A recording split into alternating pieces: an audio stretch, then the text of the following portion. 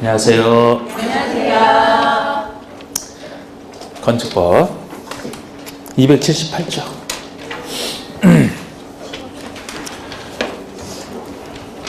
지금 하는 건축법이 건축에 대한 일반법입니다.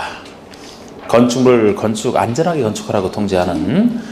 사실 건축법에서는 별로 체계라고 할 만한 게 없어요. 그만큼 조금 기술적인 성격이 좀 강한 법이라. 그래서 그래도 안 쓰면은 서운하니까 간단하게 쓰면은. 자, 우리 건축법에서는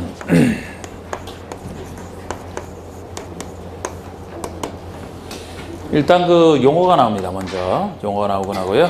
그 다음에 적용 범위, 건축법이 어디에 적용되는지 적용 범위에 대한 얘기가 있고요. 이걸 배운 다음에는 건축 절차를 배우게 됩니다. 건축할 때 합법적으로 어떻게 져야 되는지 건축 절차. 그 다음에 네 번째로서는 이제 강론 파트로서의 강론 파트에서는 좀 더 기술적인 부분이 나오죠. 대지 및 도로, 대지와 도로 관계, 대지 및 도로라든지 건축협정 등 쓸 게 없어요. 다양하게 있어서 이렇게만 쓰겠습니다. 이렇게만. 자, 먼저 용어부터 들어가죠. 용어부터 하고 나서 적용 범위를. 자, 용어는 278쪽부터 나옵니다. 용어가 많아요. 내용이 많기 때문에 이 중에서 이제 볼 거 보고 안 볼 거 안 봐도 돼. 너무 많죠? 응? 34번까지 있나? 뒤에도 또 나와. 강론 파트에서. 자, 대지부터 보시죠. 대지 개념부터. 자, 우리 대지 개념은 법마다 다 다르다라고 했습니다. 건축법에서는 이렇게 정하고 있어요. 건축법에서는 이제 건축물을 통제하기 위해서 하기 때문에 여기에 맞게 대지 개념이 따로 나와 있습니다. 공간법에 따라 각 필지로 나눈 토지를 건축법에서는 대지라고 해요. 각 필지로 나눈 토지, 나눠진 토지를 한 필지라고 하는데, 그죠? 한 필지가 지목과 상관없이 일대지로 봅니다. 건축법에서는. 그러니까 이제 건축 기준을 적용할 때 필요해서인데요. 건필과 용적률 범위 내에서 짓게 돼 있잖아. 그래서 우리 건필과 용적률을 적용할 때 대지 개념이 필요하기 때문에 무조건 지목에 상관없이 각 필지로 나눠진 땅을 건축법에서는 일대지라고 합니다. 그러니까 여러분들이 지적법, 공간법에서 배우시는 그 지목으로서의 대지 개념과 달라요. 예를 들어 공장용지다 그래도 건축법에서는 일대지가 되는 거예요. 다른 개념이에요. 이렇게. 원칙적으로 일필지가 일대지가 됩니다만, 다만 해서 일정한 토지는 0으로 정하는 일정한 토지는 둘 이상 필지를 하나의 대지로 할 수도 있고, 둘 이상을 합쳐서 하나의 대지로 봐서 건축 기준 적용할 수도 있고요. 하나 이상 필지의 일부를 일대지로 볼 수도 있는 예외, 나중에 구별하시면 됩니다. 일단 원칙만 보시면 되고. 그 다음에 이제 건축물 개념이 나오죠. 건축물 개념. 기본적으로 건축물에 건축법이 적용되기 때문에 건축물이 뭐냐? 여러분, 그 건축물이라고 할 때 건축의 기본적인 여러 가지 요소가 있습니다만, 가장 기본적인 세 가지 요소만 어떤 요소로 구성되어 있는지 어떤 게 있을까요? 3요소로 본다면 지붕, 기둥, 벽. 이게 기본적인 건축물의 3요소입니다. 그런데 이렇게 기둥 세우고 벽 만들고 지붕을 만들 때 이 3요소를 다 갖춰야지만 건축물이 되는 건 아니에요. 만약에 3요소를 다 갖춰야지만 건축물이 된다라면은 두 가지 요소만 갖춘 경우는 건축물이 아니다, 그런 결론이 되거든요. 그런데 사실 지금 두 가지 요소만 갖춘 것도 많잖아. 기둥만 세워놓고 벽 없이 기둥과 지붕만 올려놓은 거, 이거는 이제 보통 이 벽이 상당 부분 없는 부분을 피로티고조라고 합니다. 벽 없이 이렇게 만들어서 주로 주차장으로 쓴다라든지, 아니면 기둥 없이 벽만 만들어 놓고 지붕을 올려놓은. 만약에 3요소를 다 갖춰야 된다면 이런 건축물은 건축물이 아닌 것이 되고, 건축물이 아니게 되면 건축법 통제를 벗어나거든요. 마음껏 질 수 있다는 얘기가 돼. 안 되죠, 그러면? 그래서 두 가지 요소만 갖춰도 됩니다. 세 가지 요소 중에 뭐는 꼭 빠져서는 안 되겠습니까? 지붕 없는 건축물이 어디 있겠습니까? 그래서 개념 그렇게 보시면 돼요. 지붕은 꼭 있어야 되고, 3요소 중에 두 가지.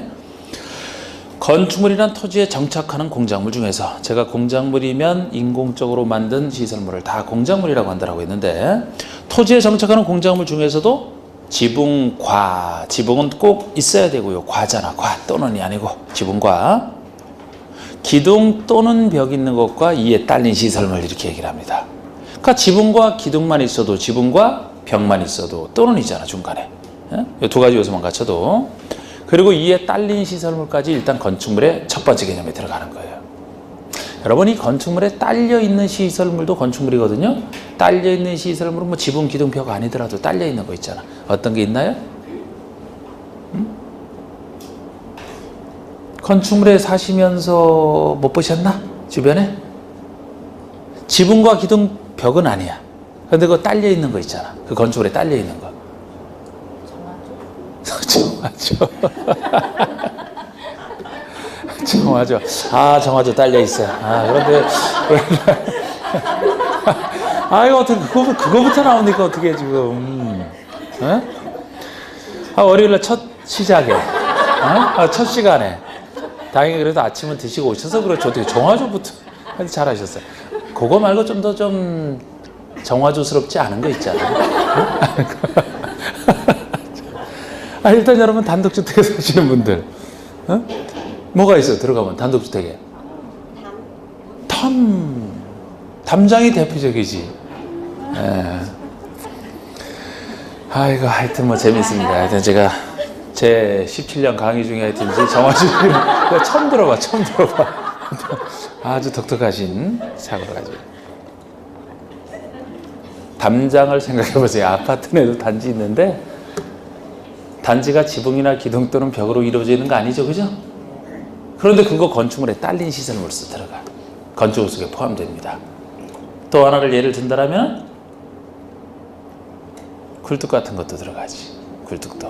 굴뚝 자체도 공작물에 불과하거든요. 그런데 건축물과 같이 지으면서 딸려서 짓는다 그러면은 전체를 건축물로 보는 거예요. 포함시켜서. 또 하나. 지하나 고가의 공작물에 설치하는, 아까는 이제 토지에 정착하는 걸 전제로 했는데요. 지하나 아니면 높은 곳, 고가도로 할 때 고가 아닙니까? 그 높은 곳에 공작물에 설치하는, 즉 토지에 정착되어 있지 않더라도 그곳에 설치하는 사무소나 공연장, 점포, 차고, 창고를 합쳐서 건축물로 봅니다. 이렇게 보시면 되고요. 3번의 건축물의 용도라는 것은 건축물의 쓰임새를 얘기하죠. 용도, 사용하는 쓰임새. 그냥 쓰임새입니다. 4번의 건축 설비. 제가 대충 설명하는 건 대충 넘어가면 돼요. 건축 설비. 건축물에 설치하는, 건축물 자체에 설치하는 각종 설비로 보시면 돼. 사실 아까 정화조 같은 경우는 보통 건축물과 이제 같은 대지에서 좀 분리되어 있는 걸 전제로 하는 게 아까 그 건축물에 딸린 시설물이거든요. 건축물에 부착돼서 같이 설치하는 것은 설비라고 보시면 돼요. 그럼 정화조는 이 설비에 오히려 가깝죠. 설비에 가깝지. 근데 이 설비라는 개념도 뭐 그냥 대충 보시면 돼요. 대충. 건축물에 필요해서 설치하는 각종 설비. 우리 여기서 보시면은 이거 갖고 시험 낸 적은 없어요. 여기 우리 건축물에 설비 있잖아? 어떤 설비가 있을까요? 여기 보이잖아. 전기 설비, 전화 설비, 인터넷 통신 설비. 그런 거 다 들어가요. 엄청 많아 보이죠, 지금 여기? 예를 들어 여기 환기 설비도 있지 않습니까? 이것도 환기 설비고. 아주 기술적인 부분이라 시험과는 거의 관련 없어요. 그래서 건축물에 설치하는 전기, 전화 설비, 초고속 정보 통신 설비 등등 끝. 5번에 지하층도 조금 신경을 쓰셔야 되는 지하층. 여러분, 건축법에서는 지하층에 대해서 여러 가지 간접적으로 장려를 해주는 그런 제도를 좀 두고 있어요. 지하층 설치를 장려하는.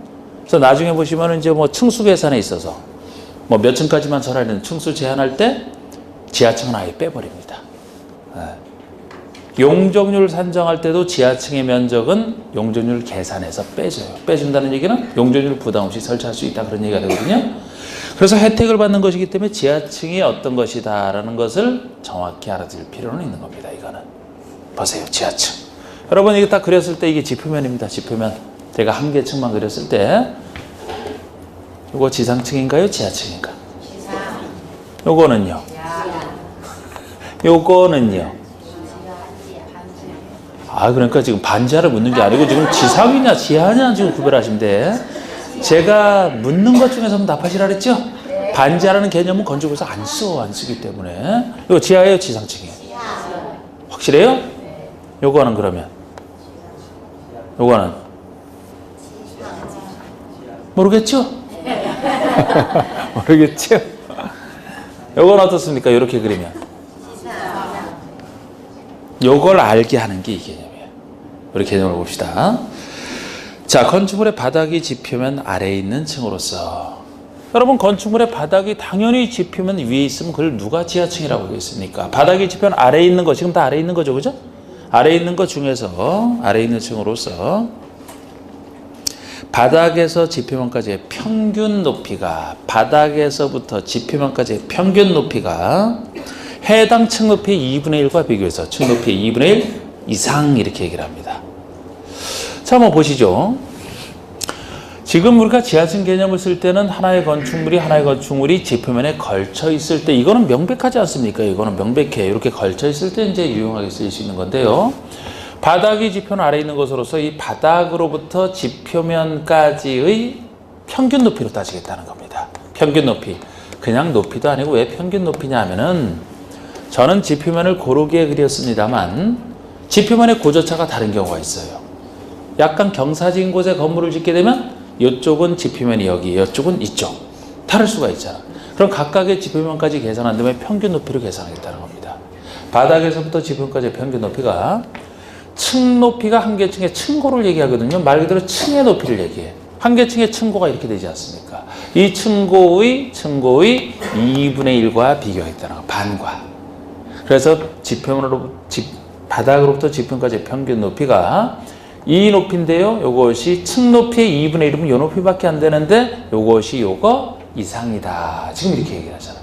이상이라면 기준을 포함합니까? 포함하죠. 이상 이하는 기준을 포함합니다. 그죠?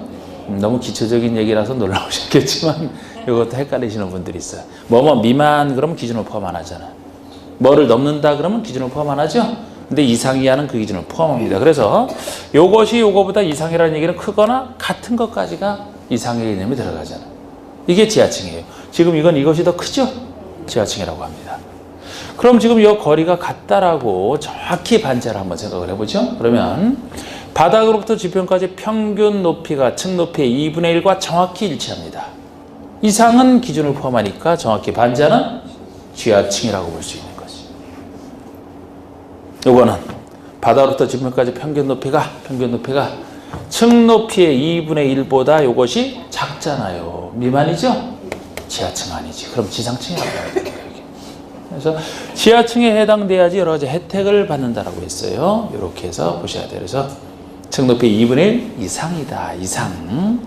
괜히 또 2분의 1 숫자만 또 다 갈아놓고서 이상을 미만으로 바꿨는데 또 못 찾으면 안 돼. 그래서 개념을 정확히 보셔야 하는 거예요. 자, 이것도 정확히 봤고요. 6번의 거실. 대충 보셔도 돼요. 거실 개념 갖고도 낸 적이 없어. 근데 상식적으로 그냥 거실이라고 하면요. 우리가 건축부상 거실은 여러분들이 생각하는 집의 거실과는 조금 달라. 우리 거실의 개념을 잡아놓고 뭐 창문을 얼마 정도 면적을 확보해야 되느냐, 뭐 거실 바닥 면적이 얼마 이렇게 얘기를 하거든요. 그래서 필요한 것이라 봅시다.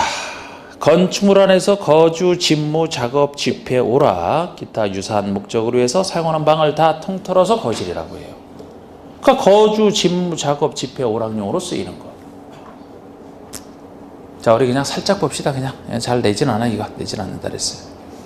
자, 들어갔을 때 현관이 나오고, 현관 지나서 거실 나오죠, 그죠? 그거 거실이야. 안방에 들어가서 안방은 거실입니까, 아닙니까? 거실이라니까. 거주용으로 쓰이잖아. 거주용으로 쓰이잖아. 작은 방 들어갔어요. 거실입니까? 서재. 작업용으로 쓰이는 거 아니야. 작업용으로. 부엌. 거실이라고. 이것도 부엌도 거실이 들어가요. 작업용으로 쓰이잖아. 화장실. 무슨 작업을 하는데 거기서? 화장실에서 무슨 작업합니까? 거주용으로 써요? 거주용으로? 무슨 거주용으로 화장실을 쓴다고 또 답을 하셔.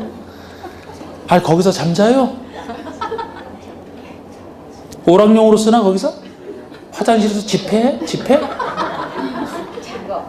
아 무슨 작업하는데 글쎄 거기서 무슨 작업하는데 거기서 아이 참 그건 아닙니다. 그거는 예를 들어서 별것도 아닌 것 같고 그냥 해봤어요 그냥.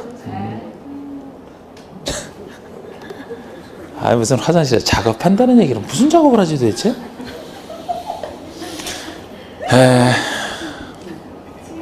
주요 구조부는 정확하게 하셔야 돼요. 주요 구조부. 주요 구조부. 이것도 많이 쓰는 겁니다. 우리가 여러 번 활용을 해야 돼. 자, 여러분 주요 구조부라면 말 그대로 이 말을 분석하면 구조를 이루는 부분 아닙니까? 구조를 이루는 부분인데 그 구조부 앞에도 주요라는 말이 붙어 있잖아. 그러면은 여러 가지 건축물의 구조를 이루는 부분 중에서 훨씬 다른 것보다 중요한 구조를 이루는 부분이라는 거예요. 중요한 구조를 이루는 부분. 그래서 나중에 보시면 이 주요 구조부가 이제 주로 대수선할 때 써요. 대수선할 때. 우리가 건축물을 뭐 새로 지을 때는 당연히 건축법 통제를 받죠. 용도 변경할 때도 통제를 받습니다. 나중에. 수선할 때는 수선에 불과한 것은 통제받을 만한 걸로 안 봐요. 그런데 수선 중에서 대수선이다. 큰 수선이라면 건축하는 건 아니지만 충분히 통제 대상이 됩니다. 통제 대상이 된다는 건 이제 허가나 신고를 통해서 해야 돼요. 그래서 주로 이제 주요 구조부를 손댄다는 것은 중요한 구조를 손대니까 이거는 정제를 안 했다가는 건축의 안전에 문제가 생길 것이다. 주로 대수선, 통제 대상이 되는 대수선의 개념에 이걸 이제 쓴단 말이에요. 근데 역시 이것도 6가지가 있거든요. 외울 필요는 없어요. 상상해 보시면 돼요. 상상해 보시면. 여러분들이 봤던 건 건축의 구조를 생각해 보면서. 중요한 구조, 통제를 받아야 되는 중요한 구조라면은 일단 우리 건축물 한번 구조 생각해 봐요. 기둥, 기둥 그렸어. 기둥. 또 벽이 있어요. 벽은 이렇게 그릴 수가 없고. 또 지붕. 건축에 3요소 나왔네 일단 그지? 당연히 건축물의 3요소라면 함부로 손대서는 안 될 주요 구조부에 들어가겠죠. 주요 구조부에 들어갑니다. 이 3가지는 일단 들어가. 그 다음에 또 뭐가 있을까요? 바닥. 자연스럽게 생각하시면 돼요. 바닥. 바닥이 없으면 이 건물이 어떻게 유지가 되겠습니까? 바닥. 여러분 이 바닥이 만약에 없다 그럼 지금 여기 5층인데 매달려서 들어야 돼 지금. 위에다 줄 매달리고 되는 대로 들어야 돼. 당연히 층마다 바닥이 있어야지. 주요 구조부 함부로 손댔다 큰일 나겠죠, 그죠? 통제해야 돼 바닥. 자, 4가지 나왔어요 이제. 또 뭐가 있을까 이제? 네? 아니 예를 들어 여기 뭐 2층, 3층이 있다면 여기 그냥 점프해서 올라가요? 계단이 있어야 될 거 아닙니까? 계단도 어설프게 이거 손댔다가 이거 무너지게 되면 어떡합니까? 자, 지금 계단 나왔어, 계단. 하나만 더 찾으면 돼, 이제.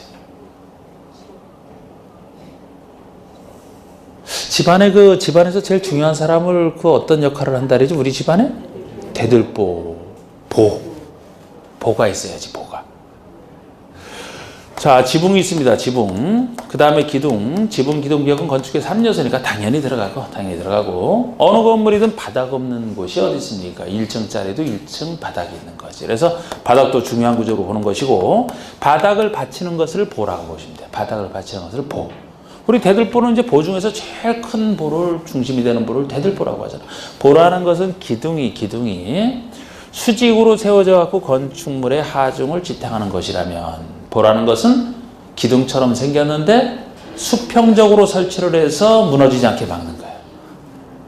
요 기둥과 요 기둥 사이에 뜯어보면은 보가 설치되어 있을 거예요. 자, 올려놓는 거. 여기 설치되어 있는 게 대들보고, 여기도 다 보가 설치되어 있어요.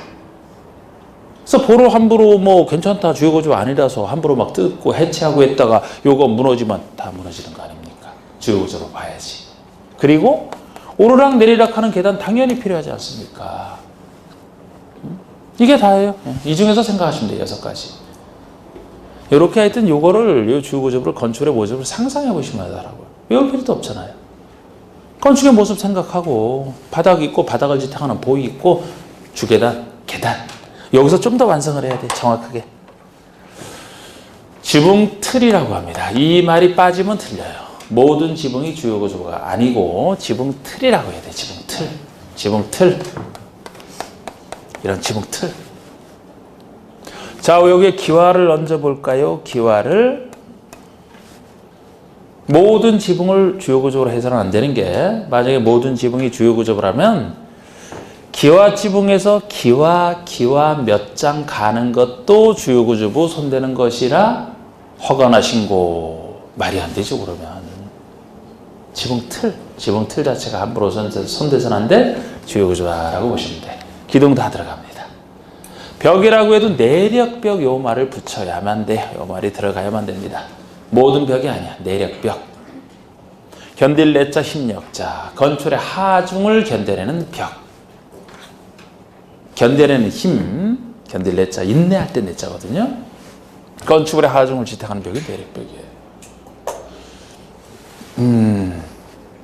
우리 벽은 저 창문으로 되어 있네. 저렇게? 유리로?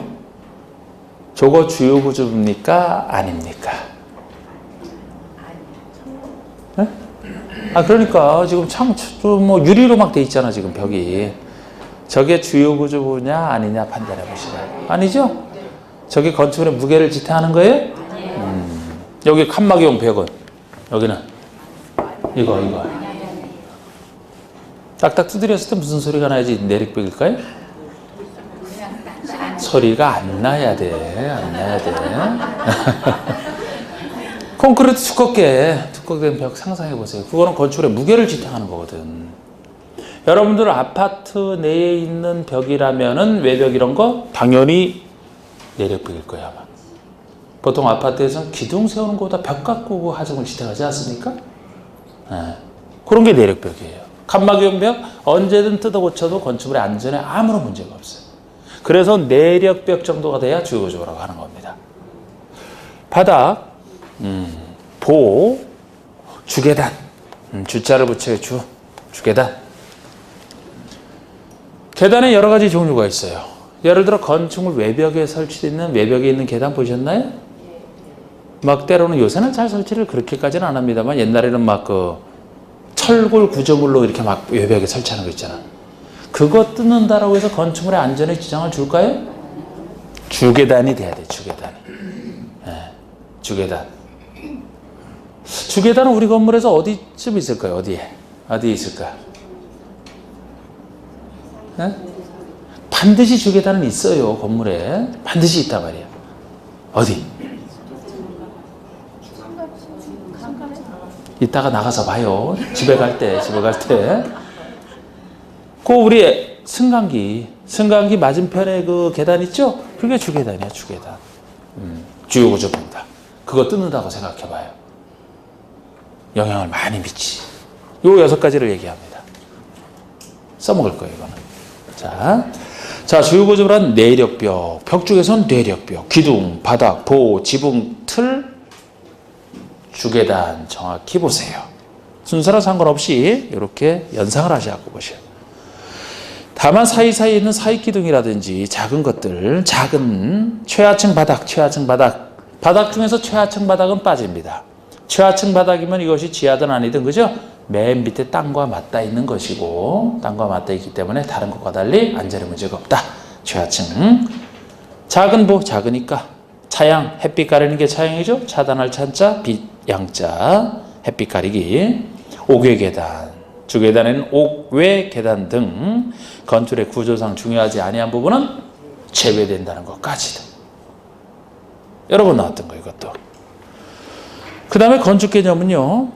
신축, 중축, 개축, 재축, 이전 이 5가지 개념을 건축이라고 하는데 나중에 건축 파트에서 자세히 보셔야 돼. 이 5가지를 잘 구별해야 됩니다. 대수선도 크게 고치는 게 대수선이에요. 아까 주로 주요구조부를 손대는 것이 주로 대수선 개념에 들어갑니다. 그래서 건축물의 기둥보, 내력벽, 주계단 등의 구조나 주로 주요 구조부를 손대거나 외부 형태를 수선 변경하거나 증설하는 것으로서 여기서 하는 거 이것도 대수선 파트에서 좀 더 나중에 자세히 보셔야 되고 리모델링 개념이랍니다. 리모델링. 어떤 것을 새로 건축하는 것과 건축된 건축물을 대수선하는 것과 리모델링은 다 다른 개념이에요. 우리 공법에서는 웬만하면 영어 안 쓰잖아요. 영어 나왔네. 리모델링. 흔치 않은 거라고 이게. 근데 리모델링이라면 대충 어떤 생각이 드십니까? 리모델링이라는 개념이 어떤 거일 것 같아요? 주요 구조물을 빼고 그 외의 것을 리모델링. 주요 구조물을 빼고 그 외의 것을 리모델링한다? 그래서 리모델링이 뭐냐니까. 영어로 리모델링 용어로 지금 하고 있잖아. 말하기가 좀 뭐하죠, 그죠?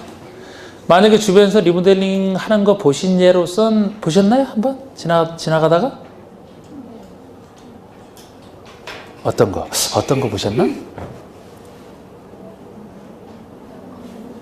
건물이 노후화되면 노화되실 때. 이렇게 집을 쫙 뜯어가지고 리모델링 한번 들어간다고 그러잖아요. 글쎄. 네. 주로 딱 소리만 들리는 것 같은데. 건물이 오래되면 아예 부셔버리고 새로 짓는 게 이제 건축이고, 그죠?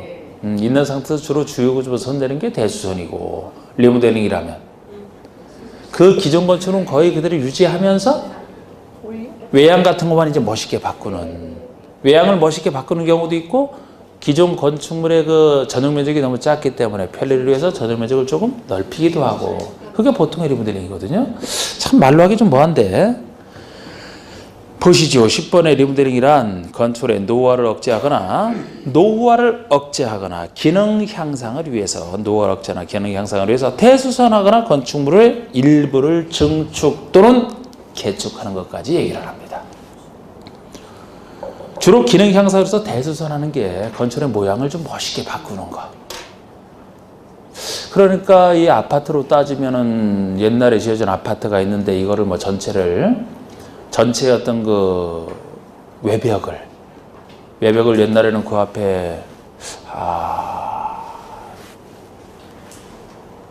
하여튼 외벽을 그 현대적 감각에 맞도록 싹 그 유리로 촥 바꾼다라든지 이게 이제 그 대손을 통한 리모델링이고 아예 기존보다 이제 좀 더 넓히는 게 있어요. 그게 일부 증축을 통한 리모델링이거든요.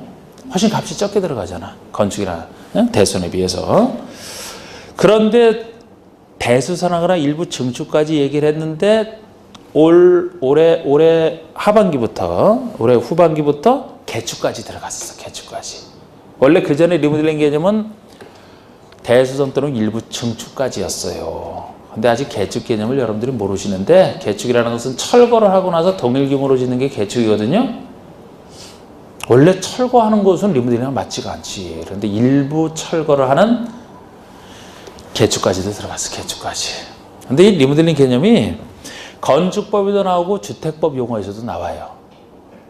주택법에서는 지금도 대수선 또는 일부 증축만 해요. 그런데 건축법에서는 일부 개축까지 들어간다고. 일부 개축까지. 그러니까 일반 주로 공동주택, 큰 공동주택을 다루는 게 주택법이기 때문에 그쪽에서는 철거까지 하는 리모델링은 아직도 생각을 안 하고 있어요. 그런데 여기는 이제 조그만 건축물이니까 이게 새로 개정된 지 얼마 안 돼요. 지금은 일부 개축까지도 들어갑니다. 재축은 안 돼. 재축은 안 돼. 그런데 이제 개축, 재축을 좀 이따 배우기 때문에 이게 미리 나온 것이고요. 일단 그렇게 체크만 해두시고 자, 우리 도로 개념. 이 도로도 건축법상 도로 개념이 별도로 있는 거예요. 별도로 있는 겁니다.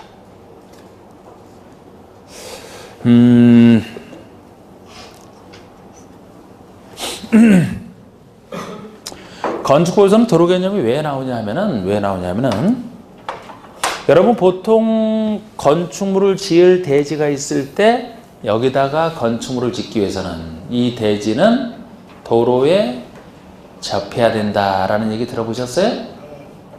그게 대저도로의 관계거든요. 제가 강론파트에서 대지 및 도로에서 나올 얘기예요. 이제 나중에. 대지는 도로에 접해야 된다. 이 대지가 도로에 접하고 있어야 여기 건축할 수 있는 땅이 되지. 만약에 대지가 도로의 법적 기준에 접하고 있지 않다라면은 건축허가를 신청해도 안 나와요. 근데 이 얘기도 엄밀하게는 사람이 많이 사는, 어느 정도 많이 사는 곳을 전제로 하지 시골에서는 그럴 필요 없습니다. 이게 대조도로 관계거든요. 이 대조도로 관계에서 도로 개념이 필요하기 때문에 별도로 도로 개념이 건축법에 있는 거예요. 대지가 도로에 접해서 접할 때 이 도로는 어느 정도면 되느냐, 그거를 위해서 여러분 도로 기능을 한다면 일단 뭐를 할 수 있어야 돼요? 사람은 다닐 수 있어야 되겠죠? 보행이 가능해야 되겠죠? 보행만 다니면 되겠습니까? 자동차도 다닐 수 있어요. 그래서 보통 도로 개념은 보행도 가능하고 자동차 통행도 가능한 이 두 가지 개념을 갖춘 것으로서 보통 원칙적인 도로 너비는 여러 가지 몇 가지 예외가 존재합니다만 원칙적 도로 너비는 2m만 되겠습니까? 3m만 되겠어요? 4m만 되겠어요? 5m, 6m는 돼야 될 것 같아요. 느낌 잡아보세요. 최소한의 도로 너비는 최소 몇 m만 돼야 될 것 같아요. 원칙이. 이런 뜻이라면. 자, 책 보고 하는 건 아니지 지금? 응? 컨대한 거 아니지? 사람은 왜 4m는 돼야 된다고 생각을 하십니까? 사람이 다니면 차는 교차는 돼야 되기 때문에 차가 교차? 사람이 교차? 차도? 차 다니는 길하고 사람이 다니는 넓이가 있고. 그러니까 이래서 생각을 하셨어요 이렇게? 네. 그러면 훌륭한 생각이지. 이 건축법에서 숫자가 참 많이 나와요. 숫자가 많이 나오는데 이 중에서 일부는 제가 이제 나중에 편하게도 정리해드려요. 정리해드리는데 이걸 하나하나 외우기는 힘들고 이해할 수 있는 건 딱 이해하시고 안 되는 것 중에서 어쩔 수 없는 건 외워야 되고 그래야 돼요. 이건 충분히 이해가 되잖아요. 아니 이 도로로서 기능을 하기 위해서는 사람도 다녀야 되고 자동차도 같이 다닐 수 있는 게 원칙적 도로라면은 최소 여기도 좀 사람보다 큰 자동차가 최소는 다닐 수 있어야 되잖아요. 근데 자동차가 일방적으로 가면은 이쪽에서 오는 차는 어떻게 합니까? 최소 교차는 돼야 되잖아. 차가 교차는 되기 위해서는 차가 한 차가 가는 데 있어서 기본 폭이 최소 2m. 차량 여러분들 가지는 차 너비가 1m 한 얼마 정도 되나? 차 너비가 1m 한 30, 40? 50도 안 될 거야 아마. 1m 한 30, 40 정도 될 거예요. 그러면 양쪽에 여유 공간이 있어야 되니까 백미러만 부딪히고 하면 안 되잖아. 그래서 보통 2m, 교차는 돼야 되니까 4. 그래서 잡은 겁니다, 이게. 원칙만 놓고 보세요. 자, 11번의 도로란 보행과 자동차 통행이 가능한, 보행도 가능하고 자동차 통행 둘 다 가능한 걸 전제로 해요. 원칙이 보행과 자동차 통행 둘 다 가능한 너비는 4m 이상의 도로. 최소 도로가 4m는 돼야 돼. 4m 이상의 도로로서 다음에 어느 하나에 해당하는 도로나 그 예정도로를 말한다. 도로 개념이 다양합니다. 여기서는 뭐 각종 법에 의해서 고시가 된 거, 행정청이 지정한 거 다 들어가는데 아래의 도로와 예정도로까지 포함하는 개념이에요. 예정도로. 예정도로라면 현재 건설된 도로, 건설이 안 돼 있는 도로? 건설이 안 돼 있어요. 예정만 돼 있다는 거예요. 건설 예정. 그런데 예를 들어서 여기에 지금 이 대지가 접하고 있는 도로가 아직은 만들어지지 아니한 도로라도 예를 들어 우리 앞에서 배웠듯이 도시군 관리계획으로 설치하기로 결정을 했다라면 결정해놓고 나중에 설치를 하겠죠. 그죠? 그럼 나중에 그 예정도로가 있는데 나중에 건설이 되면 접하면 되잖아. 그러니까 예정도로도 괜찮다는 거예요. 도로 개념 속에. 예정도로까지 포함하는 개념입니다. 12번의 건축주. 제가 보시는 수준에서 한번 보세요. 12번의 건축주. 건축주를 설명해 보실래요? 건축주? 건축주는 뭘까? 건축주는 건축하는 사람. 건축에 있어서 주인이 되는 사람. 여러분들이 건축한다면 바로 건축주가 되는 거죠. 편하게 아니에요. 건축의 건축 대수든 용도 변경, 건축 설비의 설치 또는 공작물 축조에 관한 공사를 발주하거나 현장 관리인을도 스스로 그 공사를 하는 자. 예를 들어 건축 공사를 발주할 수도 있고 본인이 직접 공사를 할 수 있고 그 건축의 책임자가 되는 사람, 건축을 할 사람을 건축주라고 보시면 돼요. 우리가 개념은 알고 있는데 설명하기 뭐하죠, 그죠? 여러분들이 건축한다면 그냥 건축주가 되는 거예요, 그게. 예. 넘기세요, 그러면. 이 귀찮은 것들이 또 쭉 나오고 있네, 이제. 귀찮은 것들이. 여기서 귀찮은 것들이라는 건 걸로 시험에도 나오지 않으면서 내가 언급을 안 할 수는 없고 대충이라도 좀 언급을 해야 되는. 자, 제조업자라면 대충 무슨 말이 돼요? 제조하는 사람. 건축 자재를 제조하는 사람, 제조업자. 그럼 유통업자라면? 유통하는 사람. 설계자라면? 설계도서는? 설계자가 만든 도서. 설계자가 만든 도서, 설계도서. 감리자라면? 감리하는 사람. 시공하는 사람이 제대로 설계도된 대로 시공하는지 감리하는 역할하는 게 감리자. 읽어보고 싶어요? 이런 내용들을? 안 읽어봐도 돼. 자, 시공자. 16번에 시공자가 나오네? 시공자는 직접 공사 자체를 실시하는 사람. 시공자는 누가 임명을 하겠습니까? 누가 선정을 하겠습니까? 건축주가. 여기서는 건축주라고 표현을 쓰지. 우리 개발법 정비법에서는 시행자 그렇게 표현했지만 여기서 뭐 건축물 하나 짓는 것을 사업을 시행한다고 그런 표현을 쓰기 힘들어서 개발법에서는 시행자, 정비법에서는 시행자, 건축법에서는 건축주, 나중에 주택법에서는 사업주체, 뭐 이런 식으로 표현하죠. 어쨌든 그런 사람들이 각각 내 공사를 맡아 할 사람을 선정했을 때 그 사람을 맡아 하는 사람을 시공자라고 하는 거지, 시공자. 건설공사를 하는 자를 말합니다. 건설공사를 직접 하는 자, 시공자, 건축주가 여기서 선정하겠지, 이제. 16-2의 건축물의 유지관리라면 말 그대로 지어진 건축물을 유지하고 관리하는 게 유지관리예요. 이걸 읽을 필요 없어요. 그래도 읽기를 원한다면 한번 읽어볼까요? 어떤 대단한 뜻이 있나? 건축의 소유자나 관리자가 사용 승인된 건축물의 대지, 구조, 설비, 용도 등을 지속적으로 유지하기 위해서 건축이 멸실, 없어질 때까지 관리하는 게 유지관리예요. 그냥 유지관리. 낼 수가 없어. 그래서 낼 수가 없어요. 17번에 관계 전문 기술자라면 기술자는 기술자고 전문 기술자인데 어디에 관계된? 이 건축물에 관계된 전문 기술자. 그래서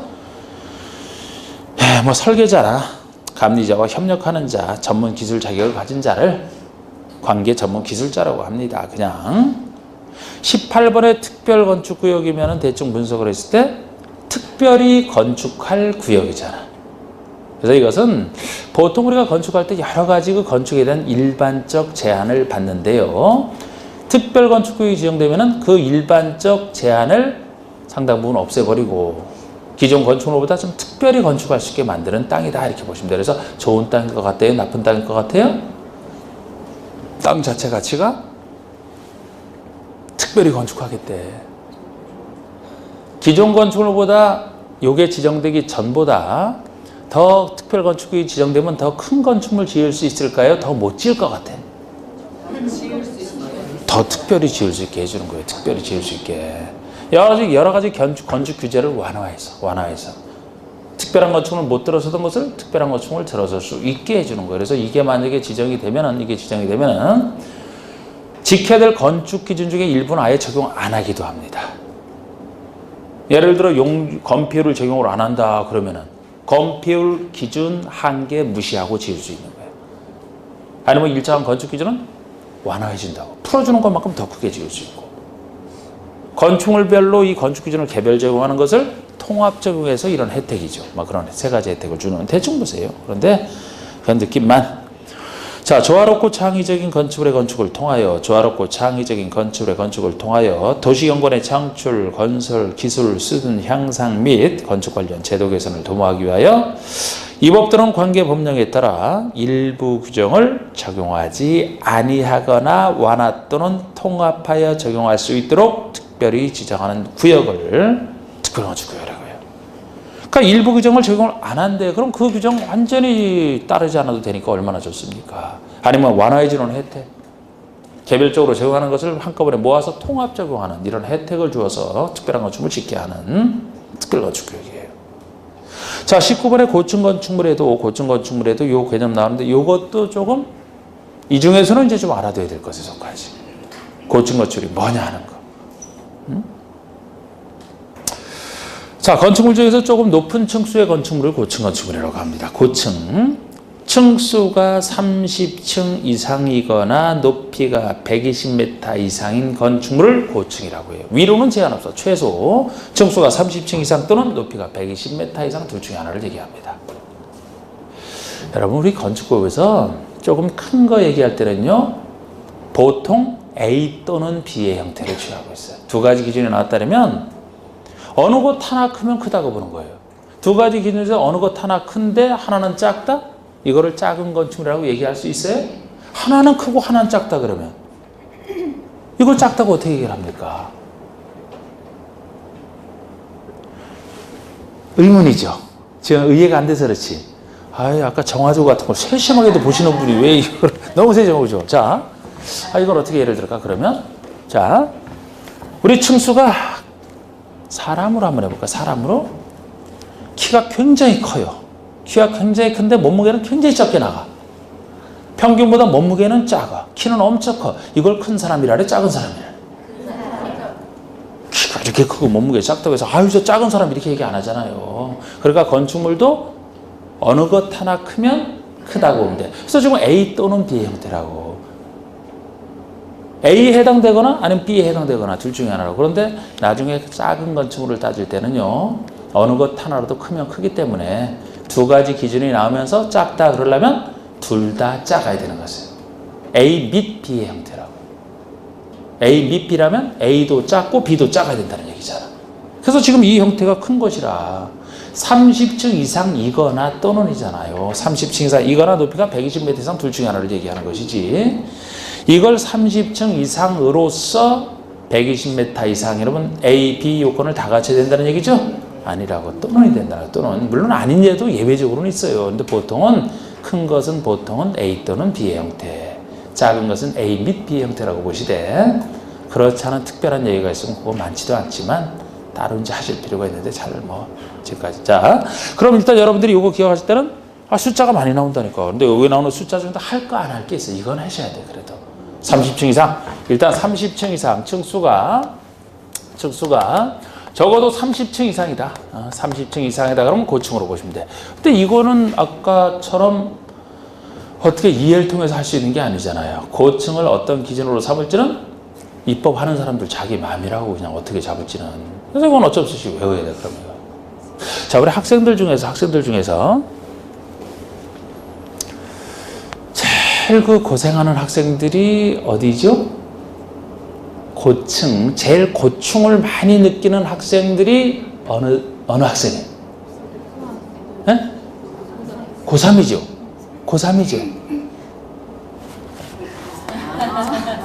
고층 건축물에 제일 고충을 많이 느끼는 고층인데 고충을 많이 느끼는 학생들이라면 고3이라고 이렇게 썼습니다. 뭐 어쩔 수 없이 외워야 되는 걸 이렇게 해야 될 거 아니에요. 그럴 때 뭐 연상되게 제일 고충을 많이 느끼는 고층 건축물은 고3이다. 제일 고생 많이 하잖아. 그럼 요거 기억하셨다라면 또는 높이 기준으로서는 요게 층수가 30층이 안 돼도 높이 기준에서는 120m 이상인 것을 고층이라고 보시면 돼요. 왜 이건 120m가 나왔느냐? 건축법에서 여러분 건축의 한 개 층의 층 높이를 2.5, 3.5 이렇게 그렇게는 안 할 거고 끊어서 할 텐데 몇 메타가 한 개 층의 높이 평균 높이일 것 같아요. 2m, 3m, 4m, 5m 잡아보세요. 3m? 3m? 2m? 2m는 누가 2m를 했어? 누가 2m? 아니 2m는 지금 여기 제 높이 여기서 2m야. 이게 한 개 층의 층 높이라고? 저 같은 사람 이러고 하다가 다 머리 까지겠네 그냥. 벽이 위에 올라가서 다 부딪혀갖고 누구 쫓아가려고 조금 뛰었다가 그냥 뛰자마자 2m 말이야. 3m?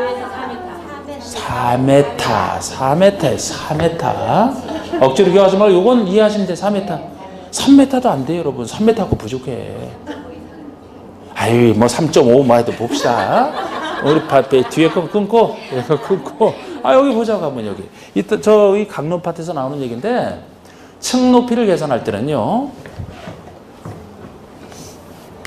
이게 제가 바닥구조체 두께를 그린 거야. 우리 바닥 밟고 있는 이 두께 있을 거 아니에요. 예? 그리고 위층에도 바닥 두께가 있겠죠, 그죠?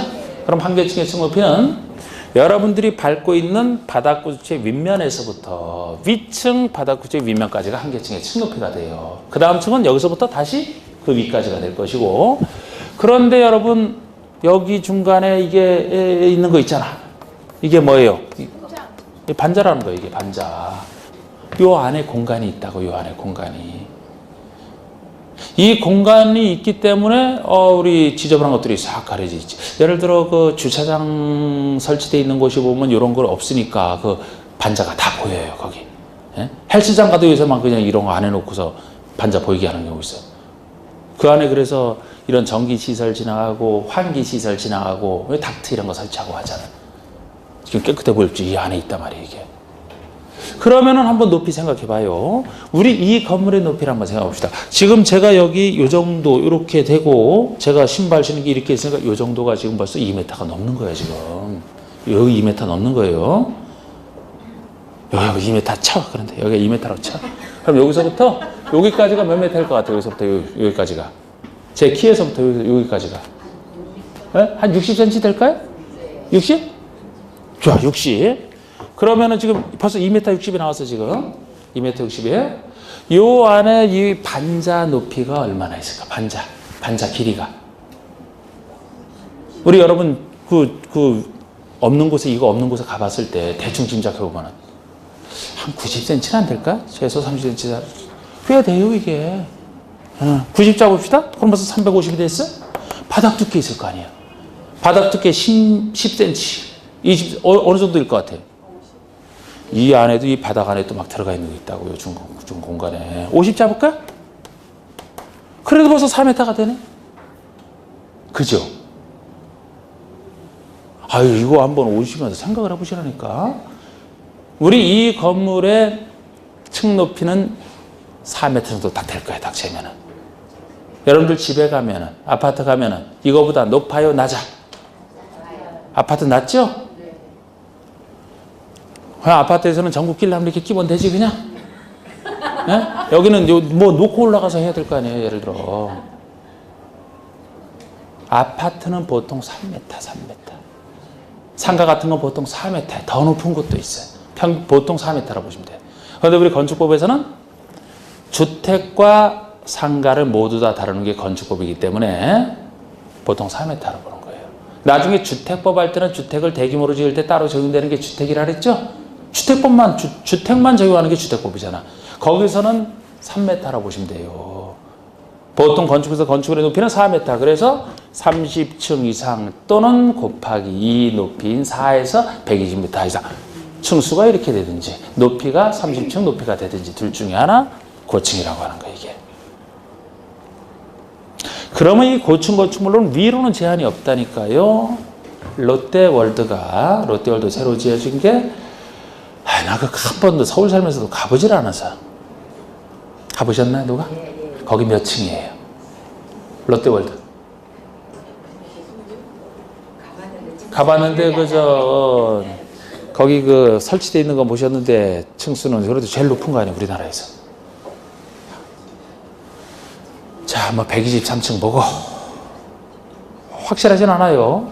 이따 누가 쉬는 시간에 보고 정확히 좀 알려주면 좋겠는데. 123층 봤다. 고층이에요, 아니에요?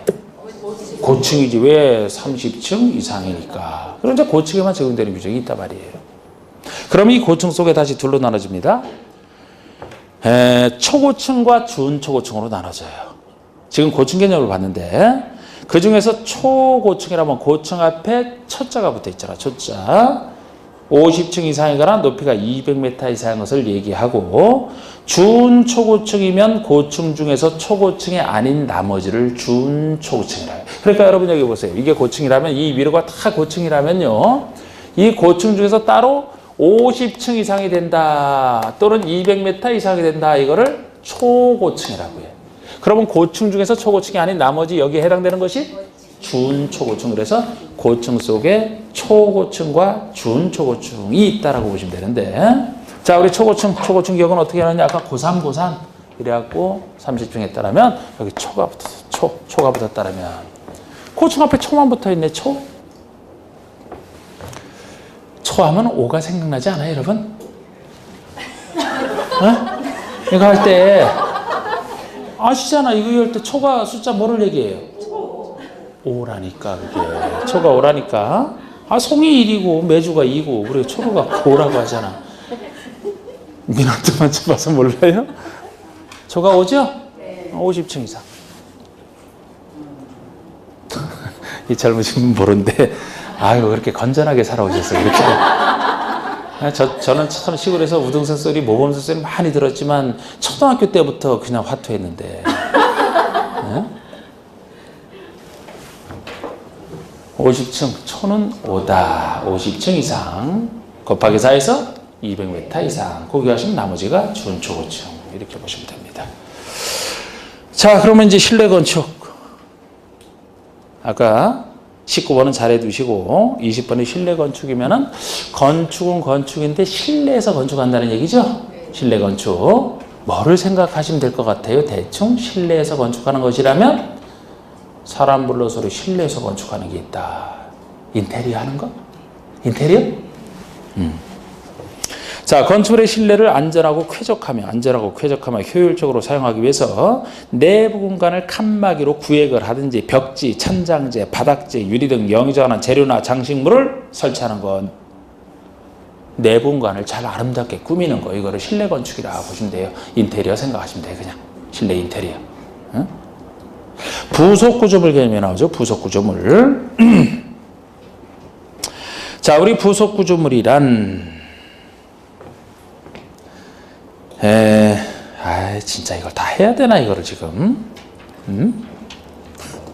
건축물의 안전 기능 환경을 향상시키기 위해서 건축물에 추가적으로 설치하는 환기시설물 등 영의정하는 일정한 구조물을 건축물에 부속되어 있는 구조물이다. 부속 구조물이라고 보시면 부속되어 있는 구조물. 환기시설 이런 거. 환기구가 대표적입니다. 건축물에 나중에 추가적으로 설치하는 부속 구조물. 사실 부속 건축물 개념을 좀 더 보는 게 나을 것 같은데 부속 구조물도 나왔네. 내수 재료. 내수 재료다. 재료는 재료인데 내수다. 견딜래자 물수자.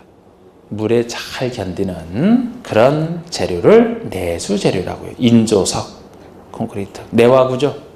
구조 중에서 불에 견디는 구조. 방화 구조라면 불을 막는 구조. 난연 재료라면 어려울 난자, 불탈 연자, 불타기 어려운 재료, 불에 잘 안 타는 재료, 불연 재료는 아예 안 타는 성질 아예 안 타, 불연 재료, 주운 불연 재료, 불연 재료에 준하는. 아이고 여러분 제가 이렇게 읽었는데 그냥 그 뜻만 한번 얘기해 주려고 하는데 이걸 또 막 어떤 내용인지 막 그 내용을 막 빠른 속도로 보시네. 봐도 되고 안 봐도 되고. 안 봐도 돼요. 근데 제가 그냥 넘어가기 뭐해서 그냥 슬쩍 읽었으니까 시험에 나온 적은 전혀 없지. 이런 기술적인 부분은 어떻게 내겠어요? 이런 걸 난연제, 불연제를 구별하라 낸 적이 없어요. 혹시 낸 적이 없는데 냈다 그러면 낼 것 같으면 어떡합니까? 그런 거 틀려도 상관없다 그랬어요. 학교 가는데. 새로운 거 나오면 새로운 거 나왔네. 뭐 이거 시간 절약했네. 찍으면 되네 하면 돼. 그냥. 맞출 거면 맞출 때 생각하시면 돼. 쉬세요.